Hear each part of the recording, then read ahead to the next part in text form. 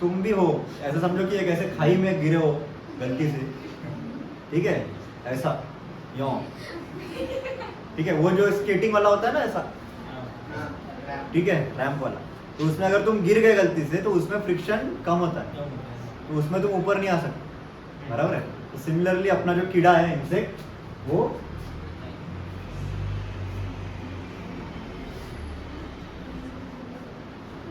ऐसे बाउल में जाके गिर गया, ठीक है।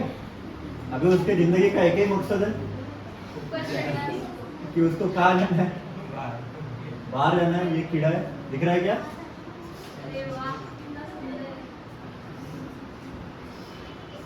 ठीक है, ओए इधर ध्यान दो, हाँ इधर इधर इधर,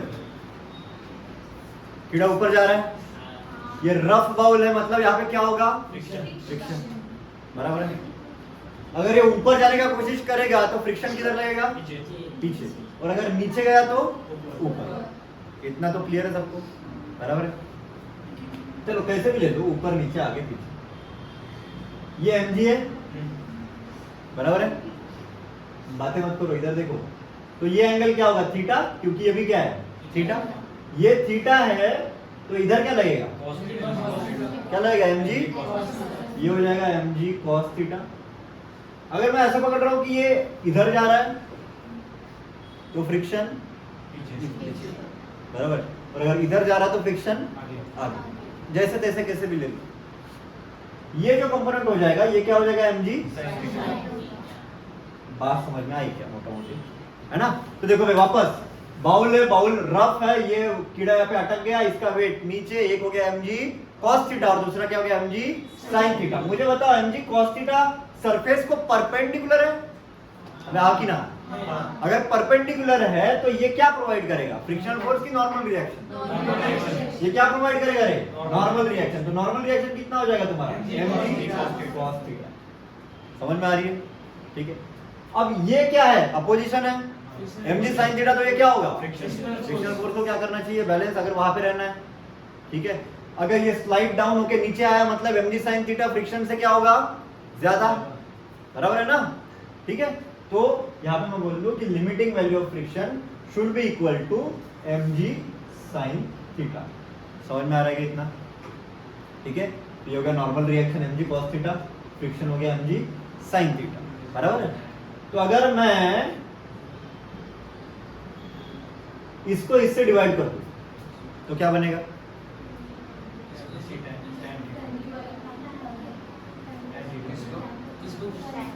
वन को 2 से डिवाइड कर दो तो क्या बनेगा, tan थीटा, और tan थीटा मतलब क्या, fr अपॉन, बराबर है कि नहीं भाई, बराबर है। और fr मतलब क्या, mu into n upon n, तो tan थीटा कितना हो जाएगा, म्यू। अब इस ट्रायंगल में देखो भाई, ये तुम्हारा रेडियस है बाउल का, अरे है कि नहीं, है ना। ये मैं ले लेता हूँ y अभी के लिए, चलेगा इतना चीज, अरे चलेगा, ठीक है, है ना। और इसको मैं स्मॉल r ले लेता हूँ, तो मुझे बताओ tan थीटा की वैल्यू कितनी आ जाएगी, अरे कितनी आएगी, small r by y is equal to कितना, म्यू, बराबर। मतलब ही r इज इक्वल टू कितना, म्यू इनटू y, बराबर है कि नहीं। अभी ये दिख रहा है कि तुमको ये ट्रायंगल, अरे ये कौन सा ट्रायंगल है, राइट एंगल ट्रायंगल है, इसमें हाइपोटेन्यूज क्या है, r। तो मैं ऐसा बोल सकता हूँ कि capital R square is equal to क्या होगा, small r square plus y square. तो इसीलिए मैं बोल सकता हूँ कि small r is equal to कितना, कितना, under root of r square minus y square, बराबर। ये r की वैल्यू मैं यहाँ पे रख देता हूँ, ठीक है। तो इसीलिए r की वैल्यू कितनी हो जाएगी, under root of r square minus y square is equal to mu into y। तो इसीलिए म्यू की वैल्यू कितनी हो जाएगी, देख लो, under root of r square minus y square upon y। समझे क्या, इतना म्यू होना चाहिए, किसके लिए, फॉर दैट एंट और insect to be stable at this position, stable, आगे भी नहीं जाएगा पीछे भी नहीं, वहां पे ऐसा पकड़ के रखिए, ठीक है, चलेगा, इतना म्यू होना चाहिए। उसकी हाइट भी निकाल सकते हो तो, अगर निकालना है, ठीक है। जो निकालना है वो निकाल सकते हो, लेकिन ये इतना इतना याद रखो, बाकी का तो तुम निकाल सकते हो। ये हाइट मतलब ग्राउंड से इतनी हाइट, बराबर है। ये हाइट मतलब क्या हो जाएगा, कैपिटल आर माइनस वाई।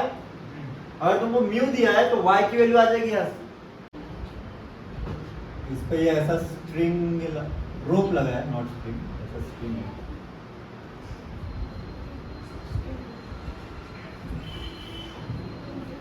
ये रोप है, ठीक है। ऑब्वियसली रोप और सरफेस के बीच में फ्रिक्शन रहेगा, यहाँ पे अंडर ग्रेविटी लटक रहा है, ठीक है, बराबर है।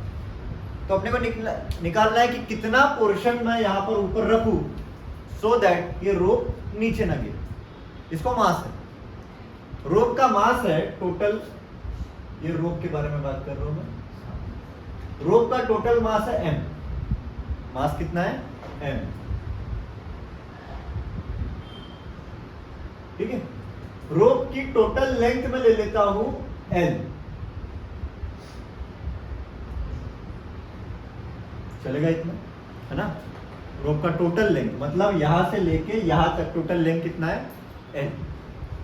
अब एकदम सिंपल है, मुझे बताओ कि अगर 100 सेंटीमीटर का रोप है, कितने सेंटीमीटर का, 100 सेंटीमीटर रोप का वेट 1000 ग्राम है। 100 सेंटीमीटर रोप का वेट कितना है, 1000 ग्राम। तो 1 सेंटीमीटर रोप का वेट कितना, कितना, दिस थिंग जो तुमने अभी 10 ग्राम मुझे बताया, this is mass per unit length. ये क्या होता है, मास पर यूनिट लेंथ। तो in short mass per unit length की अगर मैं बात करूं तो ये होगा टोटल मास कितना है, capital M upon total length. मतलब एक यूनिट लेंथ का मास कितना होगा, m अपॉन l। यही तुमने अभी किया, 1000 अपॉन 10, यही किया ना, 1000 अपॉन 100, यही किया मास पर यूनिट लेंथ, बराबर है। तो अगर ऐसा है, अब मैं बोलता हूं कि लेट से इतना रोप ऊपर है, तो नीचे कितना रोप बचा हुआ होगा, कितना होगा, L माइनस एल नॉट नीचे बचा होगा, बराबर है। अब तुमको पता है ये आगे क्यों नहीं जा रहा, ये सब घसर के नीचे क्यों नहीं गिर रहा, उसका मास ज्यादा है ऊपर वाले में।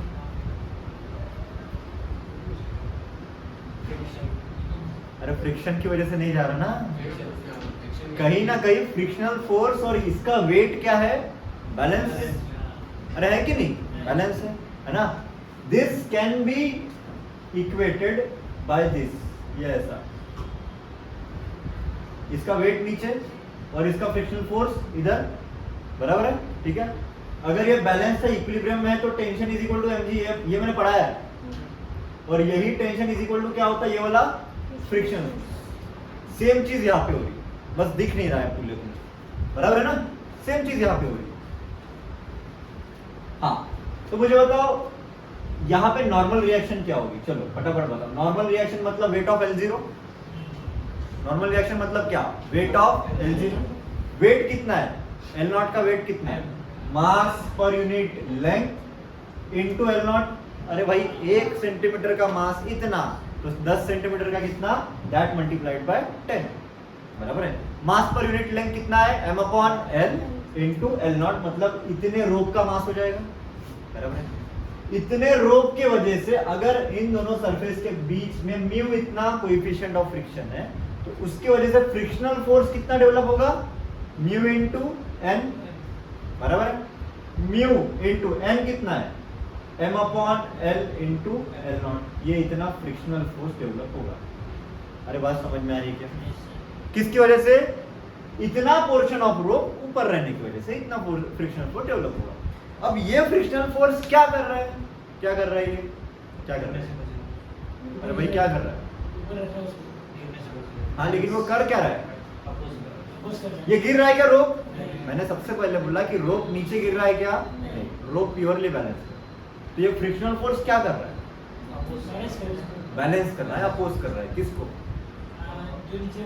इतने वेट को बैलेंस कर रहा है, बराबर है। तो फ्रिक्शनल फोर्स क्या कर रहा है, इतने वेट को बैलेंस कर रहा है। तो मैं क्या बोलूंगा, चलो मुझे इतने का वेट बताओ, इसका वेट कितना हो जाएगा? m इंटू जी होता है। हाँ, इतने लेंथ का m कितना? मास पर यूनिट लेंथ। मास पर यूनिट लेंथ कितना है? m अपॉन l इंटू इतनी लेंथ, कितनी length? l minus l not into g. This weight is getting balanced by the frictional force, बराबर है। तो मैं क्या करूंगा, इसको और इसको क्या कर दूंगा मैं? इक्वेट। तो मैं बोलूंगा कि mu into M upon L into L not is equal to M upon L into L minus L naught into G, बराबर है क्या? है ना, मैंने ये मास लिया, यहाँ पे जी लगाया है, ये लगा दिया अभी मैंने जी, तो यहाँ पे भी जी आ जाएगा, चलेगा ना? एन मतलब एम इंटू जी ना, ठीक है। तो ये जी और जी गया, है जी, ये एम एम गया, एल एल भी गया, तो क्या बचा? Mu into L not is equal to L minus L not, बराबर है। तो म्यू इज इक्वल टू क्या हो जाएगा? L minus L not upon L. समझ में आया क्या? अरे समझ में आया क्या? ठीक है, तो म्यू इज इक्वल टू हो जाएगा L upon L not minus. ये डेरिवेशन हो गया, याद रखना, कहीं पे भी पूछ सकते हैं। डेरिवेशन से ज्यादा इंपॉर्टेंट है कि कंसेप्ट क्या है। कंसेप्ट क्या है कि जितना पोर्शन ऊपर है रोप का, उससे एक फ्रिक्शनल फोर्स डेवलप हो रहा है, वो इस पोर्शन के वेट को बैलेंस कर रहा है, ये कंसेप्ट है, ठीक है। बाकी तो फिर तो मैंने कैलकुलेशन किया, लेकिन कंसेप्ट ये है कि ये रोप का पोर्शन का फ्रिक्शनल फोर्स इस पोर्शन के वेट को बैलेंस कर रहा है। ये बेसिक फिजिक्स है, चलेगा इतना? याद रहेगा? क्या याद रखना है तुमको? इस पोर्शन का क्या? अरे इस पोर्शन का क्या? वेट की फ्रिक्शनल फोर्स। फ्रिक्शनल फोर्स किसको बैलेंस कर रहा है? इसके वेट को। वापस एक बार, इसका क्या रहे? फ्रिक्शनल फोर्स किसको बैलेंस कर रहा है? इसके वेट। ठीक है, इतना याद रहेगा। बाकी तो कैलकुलेशन नॉर्मल है। और यहाँ पे मैं कौन सा कंसेप्ट यूज कर रहा हूँ? मास पर यूनिट लेंथ। मतलब एल रोप को m मास है, तो मास पर यूनिट लेंथ कितना होगा? m upon l। ठीक है, इतना है ना? तो लिख लो।